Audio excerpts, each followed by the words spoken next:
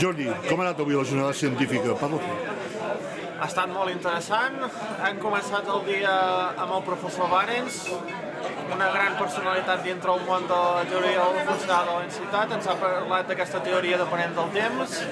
Altres xerrades a destacar del dia d'avui ha estat la del professor Escuseria, editor d'una gran revista com el Journal of Chemical Theory and Computation, i a la tarda hem tingut les xerrades del professor Bertran de l'Autònoma i el professor Franking d'Alemanya, que cada any ens acompanya i que crec que és de les més rellevants en els dies d'avui, sobretot relacionades amb la teoria del funcional de la densitat. Tens alguna anècdota que hagi passat avui, algun comentari així distès que puguis fer, a part del sopar, evidentment?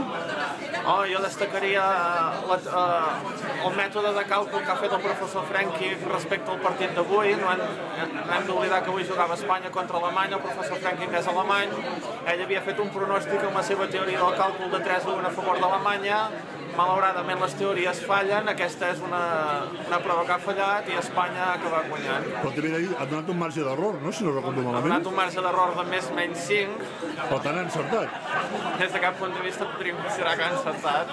Molt bé, escolta, en aquest moment estem a l'Hotel Carlemany, que acabem d'acabar el sopar, en el qual han passat coses. Avui ha tingut lloc el sopar de gala en honor d'en Ramon i com el sopar de gala del Congrés del Girona Seminar. Una gran assistència, la gent ha quedat molt satisfeta, hi ha hagut tota una sèrie de parlaments respecte a en Ramon. Ha començat en Miquel Duran amb una introducció, l'Emili Besalú ens ha parlat i ens ha ensenyat fotos històriques del professor Ramon Carbó d'Orca en honor del seu 70 aniversari. Altre xerrar a destacar ha estat el Miquel Solà i finalment el professor Karbowski sobre la història també que ha compartit juntament amb en Ramon durant tots aquests anys que ens ha acompanyat. En Ramon ha parlat també? En Ramon també ha donat també tota una sèrie de paraules, ens ha explicat també part d'alguna anècdota, ens ha dit com una espècie de dita en línia amb la seva vida com a escriptor i poeta, per tant que molt i molt bé.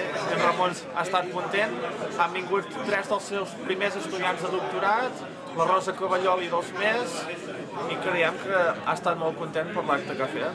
Molt bé, doncs moltes gràcies, Jordi. Demà farem l'última jornada.